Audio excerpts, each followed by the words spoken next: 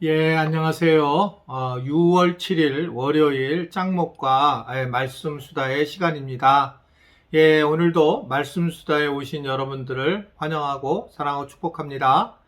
네, 오늘 우리에게 주시는 말씀은 역대하 23장 1절부터 15절의 말씀인데요. 하나님 말씀을 보시겠습니다. 제7년에 여호야다가 용기를 내어 백부장 곧 여로함의 아들 아사랴와 여호하난의 아들 이스마엘과 오벳의 아들 아사랴와 아다야의 아들 마하세야와 시그의 아들 엘리사밧 등과 더불어 언약을 세우매 그들이 유다를 두루다니며 유다 모든 고을에서 레위 사람들과 이스라엘 족장들을 모아 예루살렘에 이른지라. 온 회중이 하나님의 전에서 왕과 언약을 세우매 여호야다가 무리에게 이르되 여호와께서 다윗의 자손에게 대하여 말씀하신 대로 왕자가 지기하여야 할지니 이제 너희는 이와 같이 행하라. 너희 제사장들과 레위 사람들 곧 안식일의 당번인 자들의 3분의 1은 문을 지키고 3분의 1은 왕궁에 있고 3분의 1은 기초문에 있고 백성들은 여호와의 전뜰에 있을지라.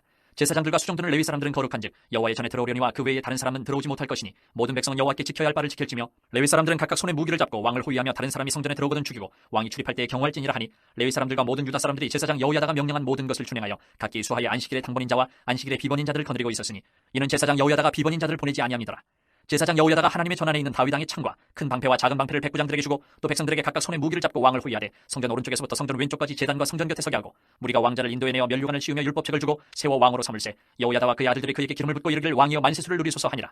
아달랴가 백성들이 뛰며 왕을 찬송하는 소리를 듣고 여호와의 전에 들어가서 백성에게 이르러 보매 왕이 성전문 기둥 곁에 섰고 지휘관들과 나팔수들이 왕의 곁에 모셔서 있으며 그 땅의 모든 백성들이 즐거워하여 나팔을 불며 노래하는 자들은 주악하며 찬송을 인도하는지라. 이에 아달랴가 그의 옷을 찢으며 외치되 반역이로다 반역이로다 하매 제사장 여호야다가 군대를 거느린 백부장들을 불러내어 이르되 반열 밖으로 몰아내라. 그를 따르는 자는 칼로 죽이라 하니 제사장의 이 말은 여호와의 전에서는 그를 죽이지 말라 함이라. 이에 무리가 그에게 길을 열어주고 그가 왕궁 말문어기에 이를 때에 거기서 죽였더라. 사실은 이 역대하 설교 또 이렇게 말씀 묵상을 나누는 게 쉽지는 않습니다. 이제 이 역사서이기 때문에 쭉 이어지지 않는데 제가 이 영상을 보고 얘기를 해야 되니까 원고를 잘 보기가 어려워서 쉽지 않지만 그래도 특별히 댓글로 늘 격려를 해주신 거 참 감사하고 또 때로는 이렇게 지난번에 신방을 했을 때 굉장히 힘이 된다라고 말씀을 해주셔서 감사합니다.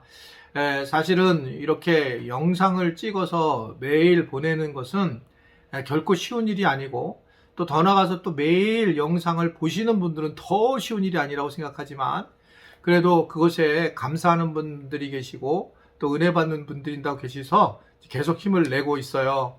저도 힘을 낼 수 있도록 여러분들이 많이 기도해 주시고 또 도움을 주시면 좋겠습니다. 화이팅! 오늘 말씀을 보면 아달랴라고 하는 이제 악한 왕이 남쪽 유다를 다스린 지 제7년에 이제 제사장이었던 여호야다라고 하는 사람이 이 문제를 계속 보지 못하고 결국 이제 혁명을 준비하는 그런 내용이 오늘 본문의 내용의 말씀입니다. 그래서 그는 아달랴를 폐위시키고 나이가 어린 요아스를 왕자로 이제 세우려고 하는 그런 상황을 준비를 하게 됩니다. 그런데 오늘 이 싸우는 이 모습을 보면서 그가 얼마나 지혜롭고 또 용기를 내고 침착한 모습을 보이는지를 깜짝 놀라게 보여주게 돼요.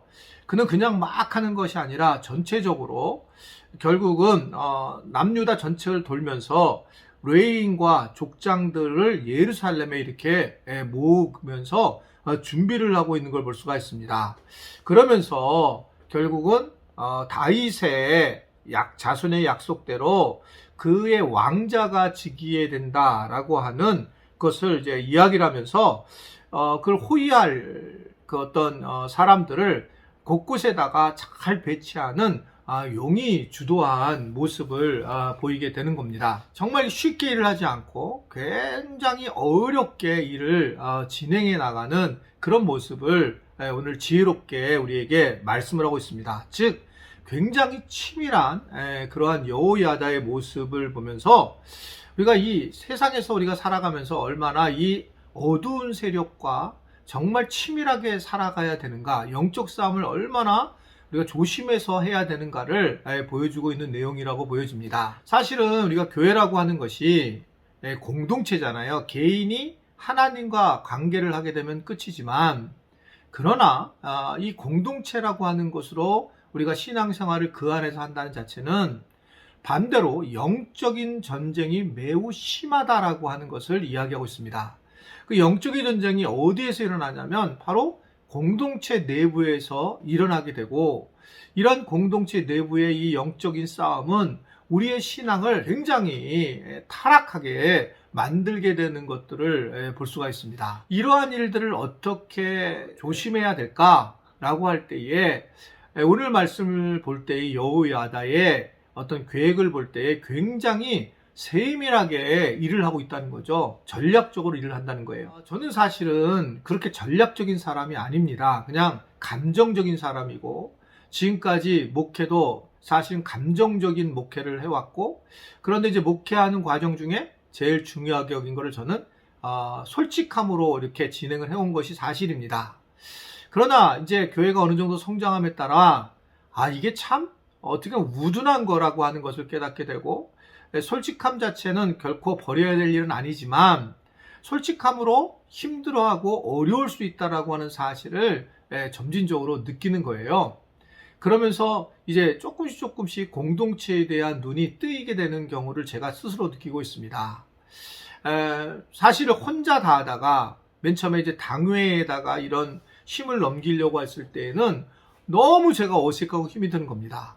그러나 지금 이제 우리 당회에서 이런 결정을 해주는 과정들을 겪으면서 또 목회자회에서 이러저런 목회에 대한 결정을 함께 하면서 되게 도움을 많이 받고 감사하는 마음이 이제 생기고 있어요. 그러면서 이제 여러 가지 두들겨 보는 거죠. 이 일이 진행됐을 때에 과연 우리 지체들이 어떻게 생각하고 같이 이것을 받아들이는 마음을 가질까?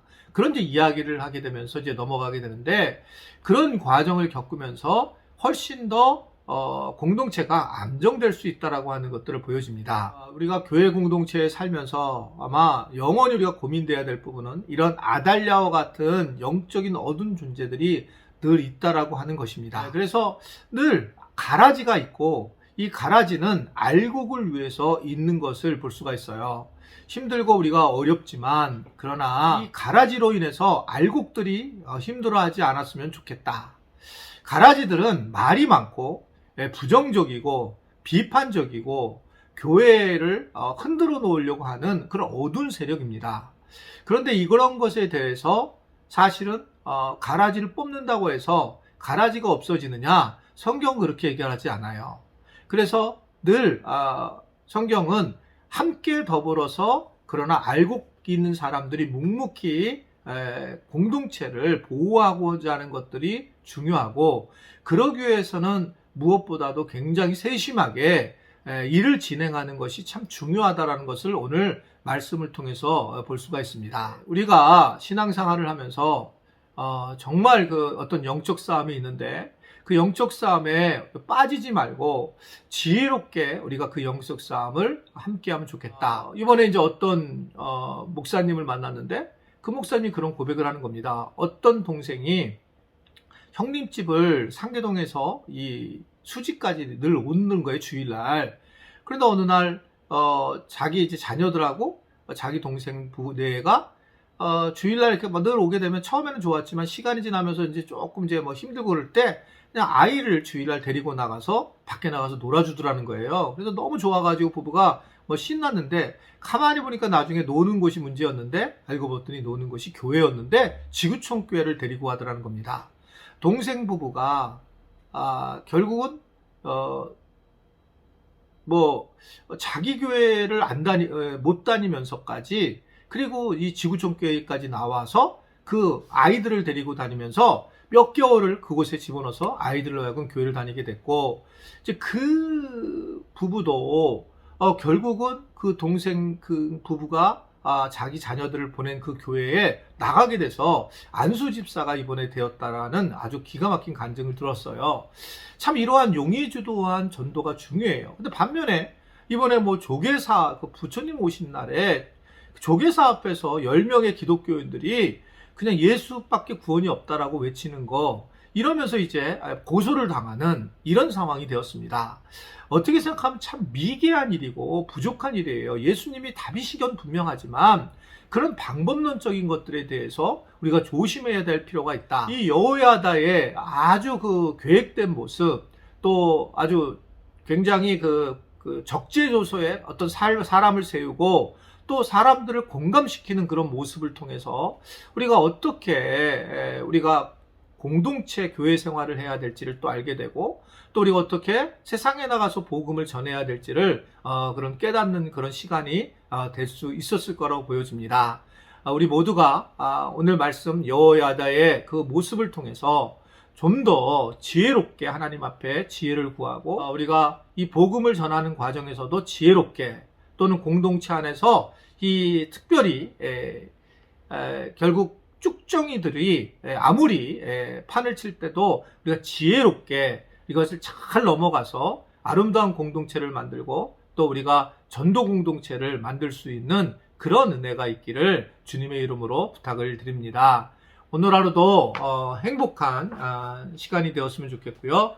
또 오늘 말씀을 잘 기억하면서 지혜로운 하루가 될 수 있었으면 좋겠습니다. 감사합니다. 기도하겠습니다. 오늘도 삶을 주관하시는 주님, 오늘 말씀을 듣고 또 말씀 수다를 듣는 우리 지체들이 하나님 참된 지혜를 가지게 하여 주시고, 또 무엇보다 행복한 믿음 생활을 하며 더 나아가서 많은 사람들에게 영향력을 미치고, 또 교회 안에 있는 쭉정이들을 잘 물리치고 알곡으로 잘 자랄 수 있는 은혜도 베풀어 주옵소서. 오늘 하루도 주님이 우리와 함께 동행하실 것을 믿고 예수님의 이름으로 기도드리옵나이다. 아멘.